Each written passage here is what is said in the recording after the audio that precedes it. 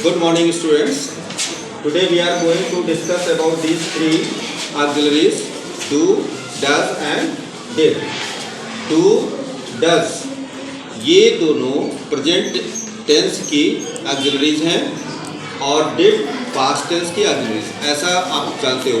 इसके अलावा कुछ और भी इसमें अलग और स्पेशल यूजेस इनके हैं जो हम इस वीडियो में आपसे डिस्कस करने जा रहे हैं। Do, does, as you know कि ये जो है प्रेजेंट इंडेफिनिट टेंस में ऑक्सिलरी के रूप में यूज होते हैं। सिंगुलर सब्जेक्ट होता है हमारा तो डज लिया जाता है, और अगर प्लूरल सब्जेक्ट होता है तो डू का प्रयोग होता है। और ध्यान ये देना है आपको कि ये प्रेजेंट इंडेफिनिट टेंस के नेगेटिव और इंट्रोगेटिव सेंटेंस में ही इनका प्रयोग करते हैं। अफर्मेटिव में होता है, वो अभी स्पेशल यूज इसका होता है, वो आपको आगे डिस्कस करेंगे। डू और डज प्रेजेंट इंडेफिनिट टेंस के नेगेटिव और इंट्रोगेटिव सेंटेंस के फॉर्मेशन में यूज किया जाता है। यानी दो फॉर्मेशन में इसका हम यूज करेंगे। अगर नेगेटिव सेंटेंस है तो सब्जेक्ट, फिर डू और does, do does plus not plus V1 plus object. इस स्ट्रक्चर को फॉर्म करने के लिए हम डू डज का प्रयोग कर रहे हैं। या फिर एक दूसरा स्ट्रक्चर इससे हम लेंगे, do does plus subject plus V1 plus object plus question mark. ये एक इंट्रोगेटिव सेंटेंस फॉर्मेशन देने के लिए हम डू डज का प्रयोग करते हैं।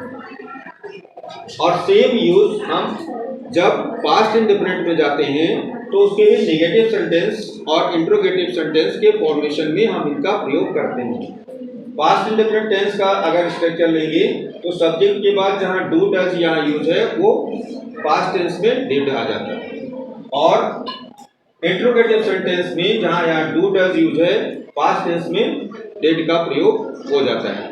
तो इस तरह से एक यूज जो फॉर्मल यूज आपका होता है डू और डज और डिड का, ये present indefinite tense and past indefinite tense के सेंटेंसेस के फॉर्मेशन के लिए किया जाता है।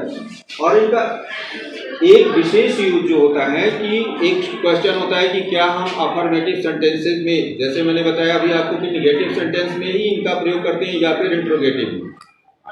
एक क्वेश्चन ये रेज होता है कि weather these auxiliaries can be used in affirmative sentence also। तो उसका आंसर, वो पॉइंट आपको समझना है कि इनका स्पेशल यूज क्या होता है जब ये एक एम्फैटिक सेंटेंस को फॉर्म करते हैं। एम्फैटिक सेंटेंस क्या होता है कि जब अवश्य का भाव होता है। अवश्य यानी एक ह्यूमन बीइंग है, इस लैंग्वेज को, कोई भी लैंग्वेज हम ह्यूमन बीइंग जनरल सोसाइटी पर इसका एप्लीकेशन करते हैं। और जब आपका माइंड इस तरह का है कि you are just firm determined, अवश्य आप उस काम को करने जा रहे हो। जैसे आप एक वे कहने का होता है कि मैं आप अपना काम करता हूँ या मैं किताब पढ़ता हूँ, एक जनरल वे में आप बोलते हैं। लेकिन जब आपको बार बार उसी चीज को ट्रेस किया जाता है और आप पर फोकस किया जाता है, भाई पढ़ते नहीं हो, फिर बोलते हो आप कि पढ़ता हूँ। ऐसे जब चार लोग लगातार आपसे पूछने लग जाते हैं तो आपका माइंड क्या होता है, खीज हो जाती है। और तब आप क्या बोलते हैं, मैं पढ़ता तो हूँ, यानी मैं पढ़ता तो हूँ, एक एक्साइटमेंट से जब आप बोलते हैं, यानी दृढ़ता के साथ, फॉर्म डिटर्मिनेशन के साथ बोलते हैं। तो उस सेंटेंस को एक्सप्रेस करने के लिए हम यहाँ पर अफर्मेटिव में भी डू का प्रयोग करेंगे। आई डू स्टडी या रीड आप लिख सकते हैं।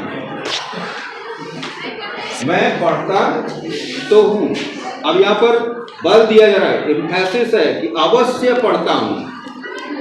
या फिर अगर किसी को आपको कहना है आते जाते समय और उसको कहना है कि फिर अवश्य आइएगा, अवश्य आइएगा, जरूर आइएगा, जरूर से जरूर आइएगा, इस टाइप में सेंटेंस हम बोलते हैं। तो हम बोलते हैं प्लीज डू कम। तो तो इस तरह से अफर्मेटिव में भी डू का प्रयोग हो रहा है। इसी तरह से हम अगर पास्ट टेंस में यही बातें बोलना है तो डू की जगह पर हम डिड का प्रयोग कर देंगे। इस तरह से इसका एक स्पेशल यूज एम्फैटिक सेंटेंस के लिए अफर्मेटिव में भी किया जाता है।